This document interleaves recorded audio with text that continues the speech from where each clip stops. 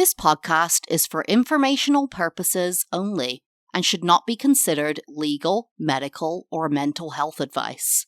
The views and opinions expressed by the host of My Brain is a Wonderland are exactly that, views and opinions.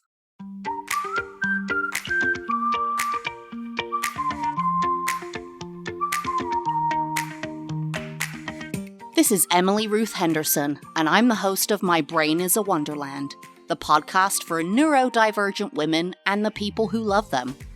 In 2020, after a hellish pandemic, I was diagnosed with ADHD and autism.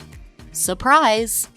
Now, I am passionate about reaching other women just like me who've been pushed aside, ignored, and misdiagnosed for far too long. Each week, I discuss my experience navigating my 30s with these two life-changing diagnoses. There'll be highs, there'll be lows, and everything in between when you join me for Season 3 of My Brain is a Wonderland.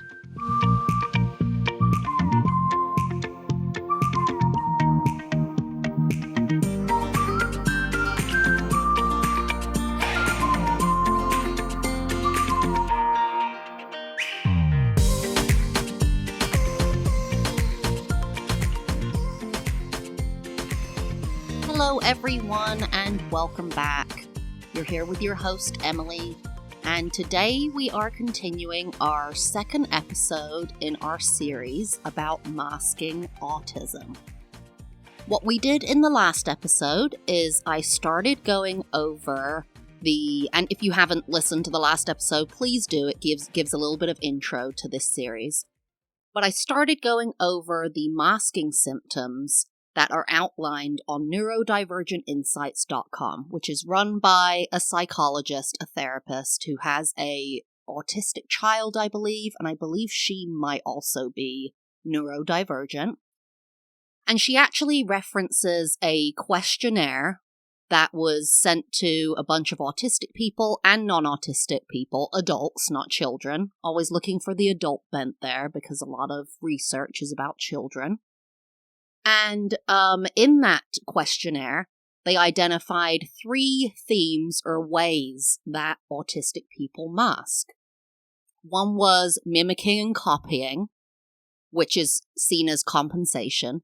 The other was repressing our traits, which is actually the masking version, the type, and performing and pretending, which is seen as assimilation. And I started last week's episode by going over the first 4 symptoms of mimicking and copying or compensation. And there's 4 more symptoms, and we're going to go over them today and talk a little bit about my experience with them, and hopefully you can get some insight into yourself and how it affects you, and if you do these things, if you do these things yourself.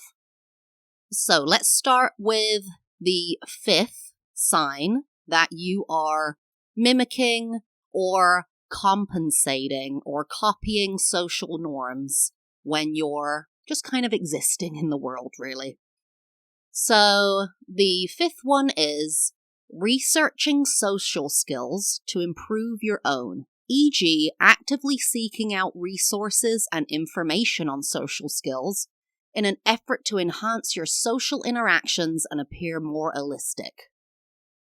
I didn't look up that word. I see it all the time. Do you ever see words your entire life and then the first time you hear it pronounced, you're like, oh, that's how it's said. It's allistic. I don't know if it's allyistic or allistic, but I think you guys know what I mean. So do I research social skills to improve my own? I absolutely have done that in the past. I hadn't done it really until the internet was a huge boon, until you could actually just go into Google and say, how do I appear relaxed? How do I, where do I put my hands when I'm talking? What do I do with my mouth when I'm in a photograph or something? I actually had an issue when I was a dance instructor that I wouldn't really smile. So I would just stand there, before I started talking. And I still don't get it. I've tried to do it. I've, in fact, researched it. Have you ever seen people who talk on TV? They're kind of smiling before they talk, and then they keep smiling like their mouth is upturned while they keep talking. I honestly don't know how to do that unless I'm happy. Unless I'm actually happy and comfortable. I don't think that actually happens with my face. And I've tried to research how to do that and found that very difficult. I've researched how to talk in situations. What should I say? Should I say this? How do you open a conversation? How do you approach your boss? How do you invite someone out for dinner? I mean, all of these silly things they're not silly. That's me minimizing my life there. Not silly, but all these things that you wish you could just know how to do. And even when you research them, you're like, I don't get it. I don't get it. I don't know what to do or how to approach this and how to seem quote unquote normal to the people around me. And that is absolutely a compensation technique. I am absolutely trying to compensate for the fact that I don't have these social skills. And so I need to look into them so that people don't look at me and say what happened when I was a dance instructor. Why don't you ever smile? And I was just like, even now, it makes no sense to me. It makes no sense to me. When you walk around, and this is a hypothetical but actual thetical question. When you walk around in your day-to-day life, at work, in, the street, wherever, are you smiling? I'm asking you, are you smiling? And if you're not sure, maybe record yourself candidly or check, if you have a Ring camera in your home or something. Do you just smile walking around? That seems psychotic to me. Does that seem psychotic to anyone else? That you just are smiling all the time? Is that because neurotypical people just feel happy and so they're expressing that on their face? Or do they just know that that's how you have to look when you're walking around and they learned that when they were really young? I have no idea. That's one of those ones I just can't get past. The smiling all the time. I look crazy sauce. I have this thing, and I think I mentioned it on a previous episode, where you smile and it's fake, right? And by fake, I mean you don't actually feel happy. You don't feel triggered to smile. You're just smiling because you know you should. And you'll smile, and then if you catch a photo of yourself or anything, your eyes look dead. And by dead, here's what I mean, because I know so many of us don't understand, just like a random vague description. What I mean is I want you to go to the mirror and smile fake. Like you have to smile. Someone said smile, and so you're like, smiling. If your eyes don't have, so usually if you smile genuinely, right, your eyes will go a little bit closed, right? Your eyelids will squint a little bit, and you'll get the little crow's feet, right, next to your eyes because your entire face is engaged in smiling. And your mouth will have, the creases around the corners because you're actually smiling. Well, when I'm fake smiling, my mouth has the creases, but my eyes have no creases. They look like nothing is happening down below. And actually a great example of this, which I spoke about on another episode, is if you watch How I Met Your Mother. And, again, I don't remember the season or anything, but Ted is wanting to date this blonde woman. And her husband is called the Captain. He's the guy from Twin Peaks. He's amazing. And they think he's psychotic. They think he's crazy. And Marshall actually has a picture of him printed out and shows them why he thinks he's psychotic. And he covers up the man's eyes. And you can see that he's smiling. Fully smiling, teeth showing, I think. Mouth, creasing in the edges. Then he covers the mouth to show the eyes of the gentleman, and his eyes are dead. They're not squinting, there's no creases, the eyes are not matching the mouth. And this is something I've learned over time, and that's actually a great reference point for me, because I remember seeing that episode and going, yeah, So if you're looking for a visual representation, look for that episode, that season. You can probably Google it when Marshall looks at the photo of the captain. If you've seen a bunch of it, you will know what I'm talking about. But I still struggle to fake my social ability. Always have, and probably always will, because it is compensating. It's not real. It's not how I actually feel inside. I think it would take a lot for that learned behavior to become natural. Don't they say it takes 10,000 hours to learn a skill? Well, 10,000 hours of smiling is going to be a lot of smiling. One of the only ones that I've been able to kind of train myself to do, but it's in my head as a trigger, or that I know, okay, in this moment I need to do this, is taking photographs. I've practiced taking photographs in the mirror, looking, quote unquote normal, being able to just put on a smile that looks genuine very quickly for photographs. But man, if I am in front of someone who's going, okay, photograph, when there's a bunch of you and like 5 people need to get photos with their own cameras, you're at an event or something, and you're like smiling and you're like, okay, genuine smile, got it, eyes are good.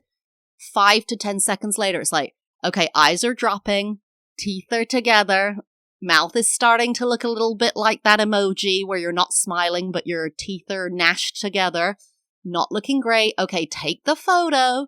So I continue to struggle with this and have done this my entire life, especially once people used to call it out. Once people used to say, which was actually when I entered the workforce, when people started saying, why don't you smile? Are you okay? Why do you look sad?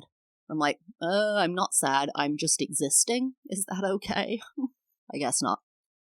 All right.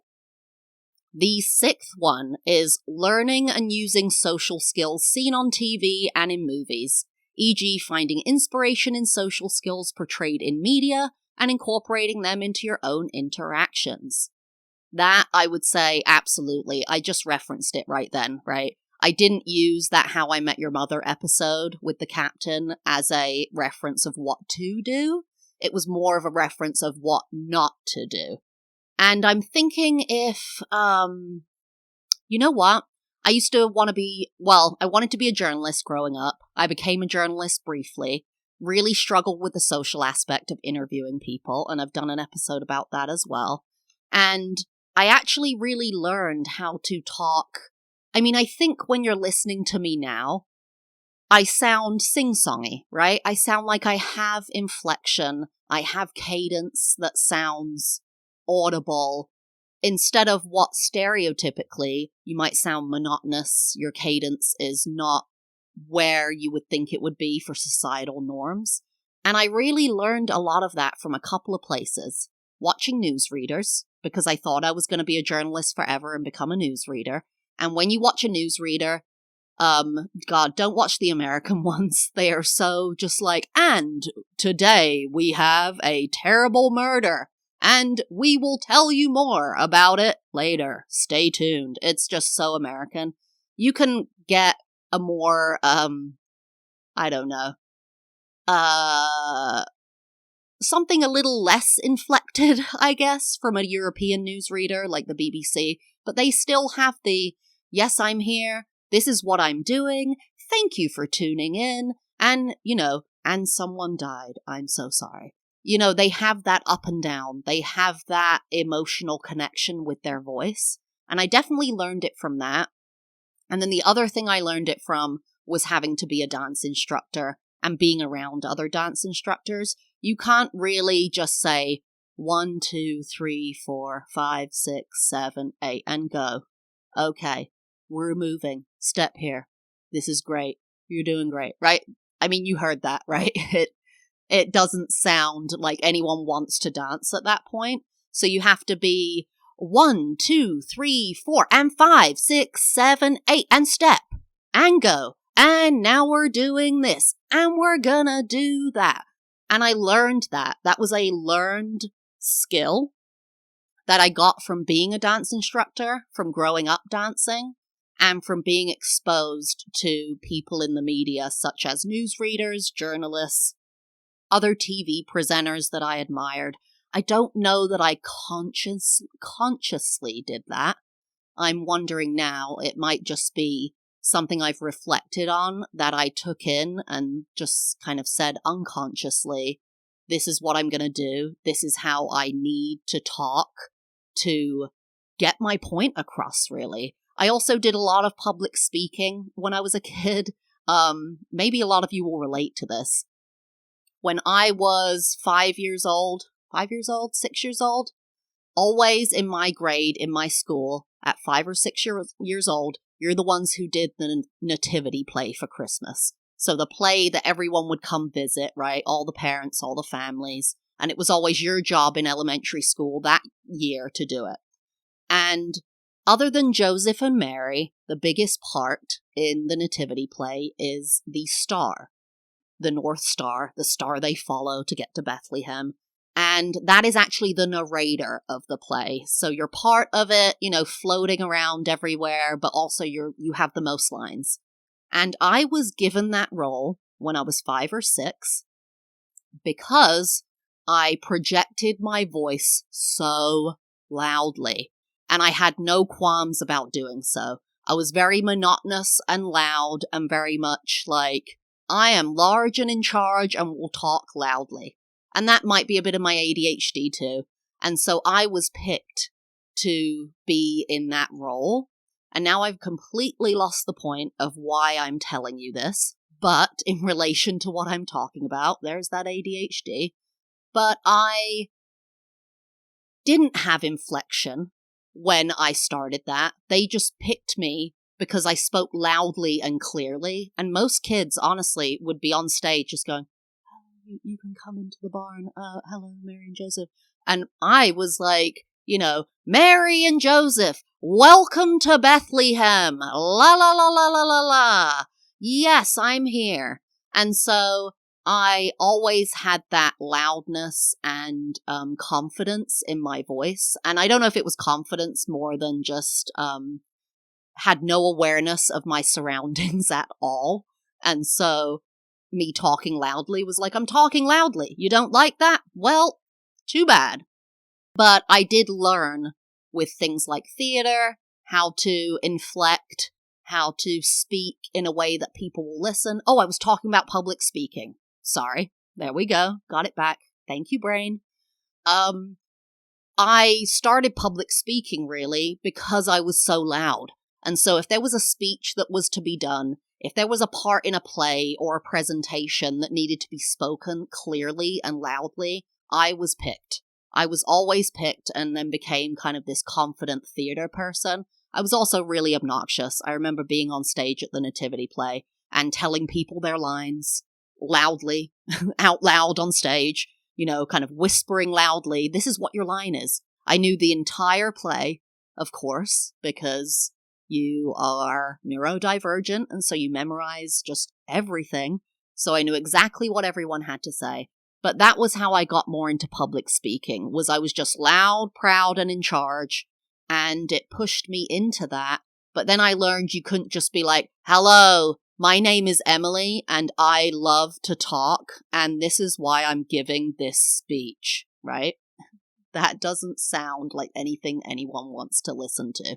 And I learned that from teachers, from performing in front of my mom and my grandparents, from being around seeing other speakers. I mean, if you want to learn how to inflect, watch a really good politician talk.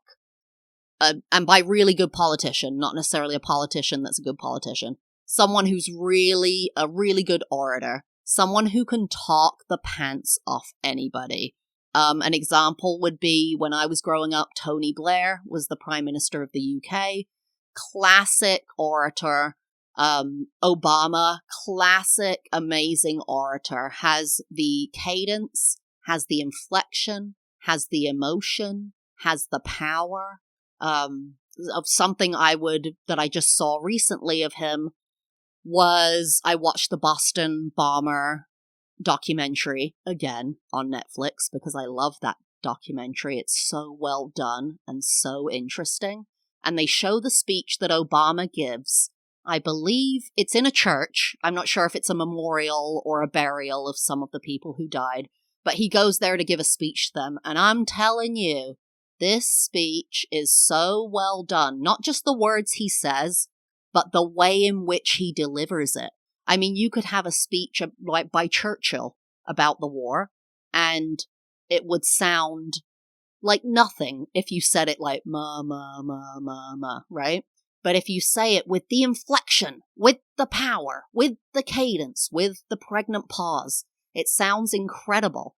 And as I'm speaking now, I mean, see what I'm saying? I'm referring to Churchill, Tony Blair, Obama, people that I don't know that I'm learning these things from.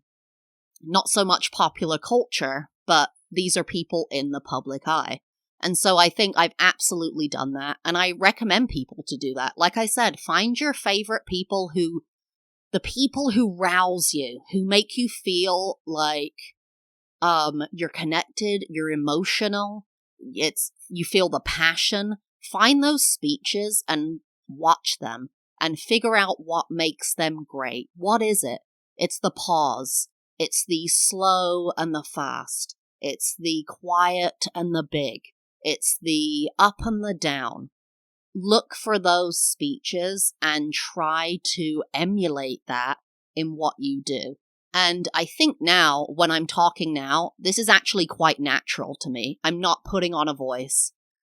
I'm not putting on a voice, but I am doing the voice that I know is the speaking voice, right? Is the I'm in public voice. And actually, I'm thinking about something that happened at work today. Anyone out there who's struggling at work right now, I'm here with you. I feel you. It's dumpster fire. We can do this together.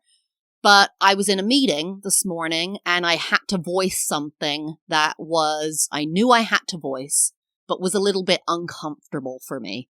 And quite frankly, I did not come across in the way I wanted to.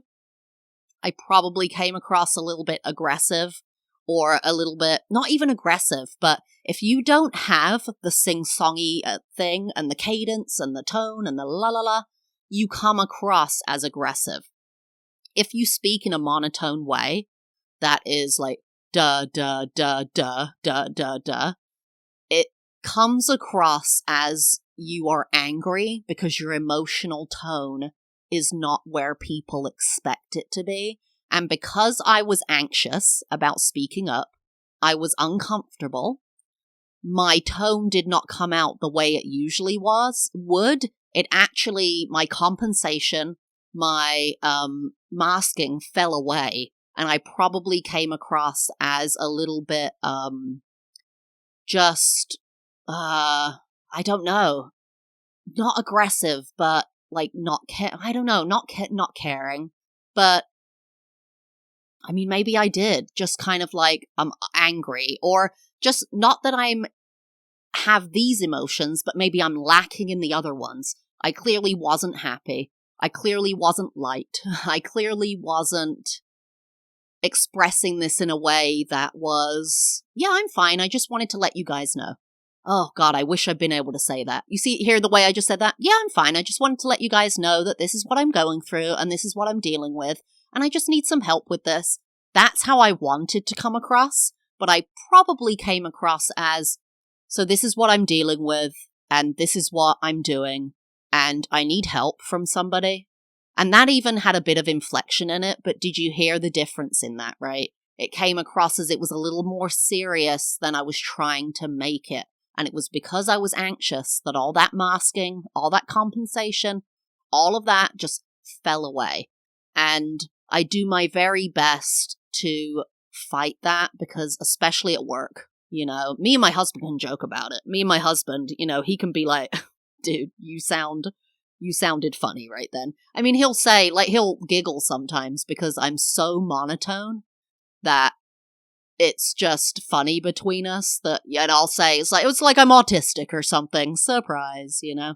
We were watching Love on the Spectrum together, and I remember Abby, one of my favorite people on that show, said something like, no, very monotone, very loud. And then after we watched an episode, my husband asked me something and I just went, no. And we giggled. And it was like, it's like I'm autistic or something.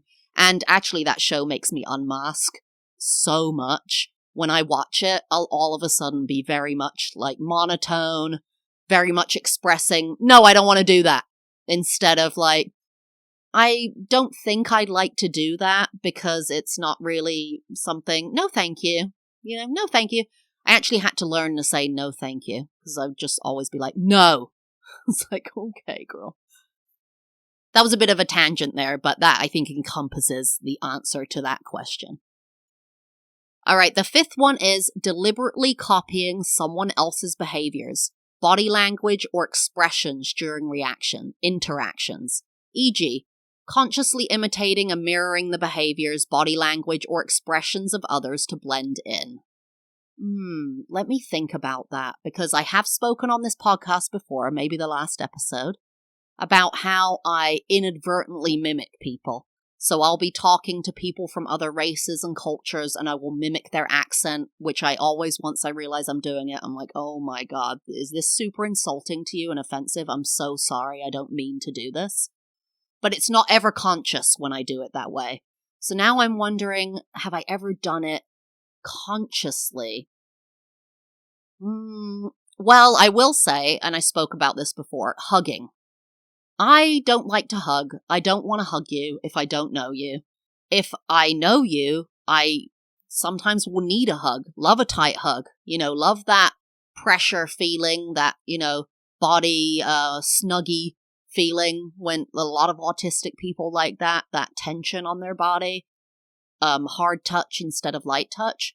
But if someone I see is hugging, right, they're hugging everyone, I'm like, okay, get ready. They're going to hug you. They're going to hug you. They're going to hug you. And you need to hug them because if you don't hug them, everyone's going to know that you're an asshole because you don't like to hug and it's not nice to deny people.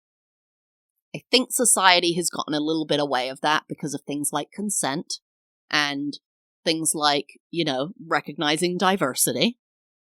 That not everyone wants to hug or everyone wants to do this, that, or the other. But if I see that everyone's hugging, I will hug. If I see everyone shaking hands, I will shake hands, But other than that, deliberately copying someone else's behaviors, body language, or expressions during reactions.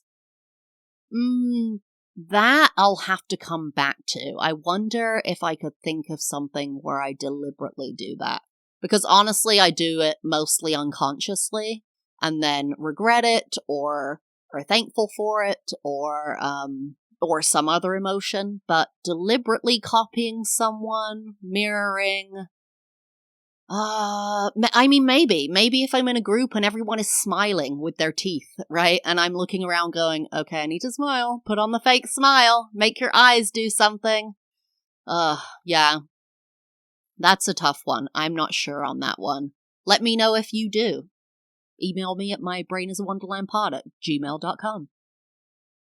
And then the eighth and final one is watching others to understand social skills, e.g. spending significant time observing and studying how others navigate social situations to learn and mimic their social skills. So I feel like a lot of these, in terms of mimicking, kind of go hand in hand, or they take pieces from other pieces.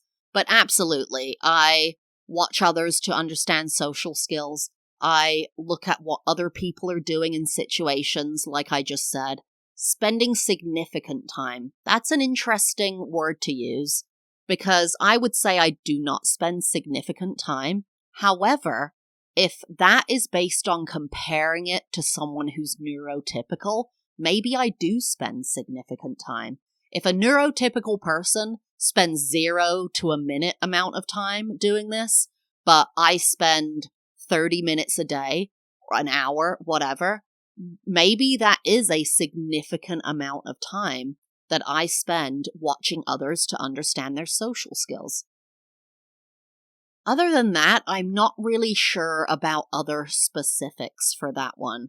I can't really think of anything more distinctive than what I've just said about observing, studying, navigating social situations, learning, mimicking. Like I said, I feel like a lot of these things are all together, mixed together.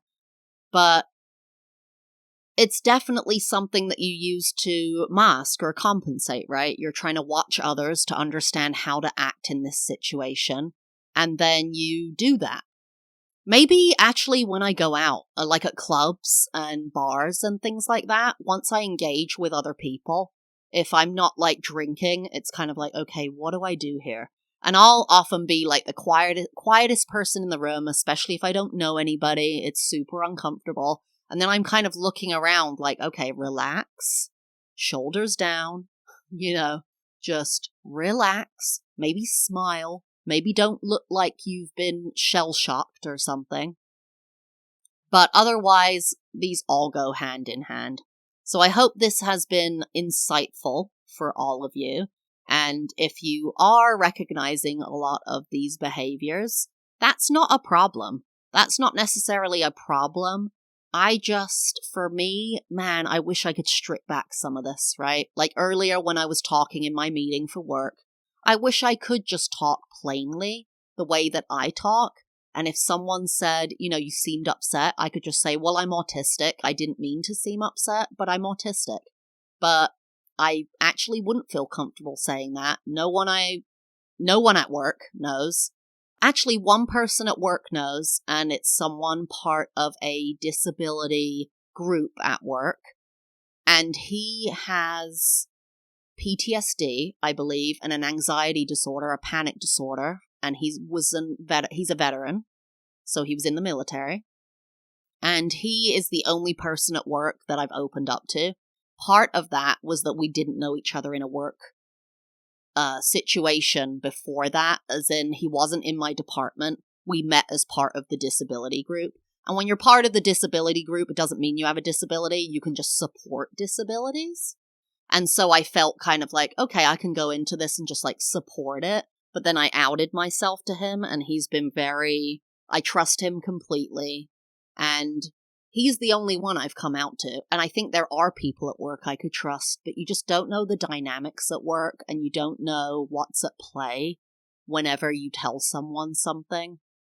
And that's just something I'll say based on my experience at work recently. I know if you've been listening recently, you know I'm in the weeds at work. I'm not doing well. It's a bit of a dumpster fire. Be careful what you say at work and who you say it to. We as neurodivergent people can be very open, here's my life story, blah, blah, blah, blah, blah, blah. I'm very honest. So struggle to lie, right? Struggle to understand social dynamics, as in, oh, maybe you don't tell this person because of the position they're in, but you can tell that person. Be very careful about what you say at work. And if you think you can trust somebody, wait. Don't tell them, just wait. Because I'm telling you, you may regret things that you say to people when you don't realize what is at stake, what they're thinking, where they're at, what their other partnerships or friendships are, or what is going on in your place of work. So that's just a tip from me to you, based on my own experience lately. Okay, guys, so tomorrow, stay tuned for the second episode in Friends Fixation. It's going to be Season 1, Episode 2. It's the bonus episode of the month. And then next week, I am going to start on the actual repressing autistic traits, masking traits. So those were compensation traits, and I'm actually finding this super fascinating because I would have thought these would all be classed as masking, but masking is actually seen as just repressing, just pushing down traits so that they don't appear at all. And they are 1, 2, 3, 4, 5. There's 7, so I probably will split that into 2 more episodes. So I hope you stay tuned for that. Don't miss out on the masking and unmasking episodes of ADHD that I recently posted. Even if you don't think you have ADHD, surprise, it's a huge comorbidity if you have autism. So if you're wondering, go check it out. And also, a lot of the symptoms cross over and align. So I super recommend listening to all of the episodes, even if you think you don't have ADHD or you think you don't have autism or what have you. It can be really enlightening.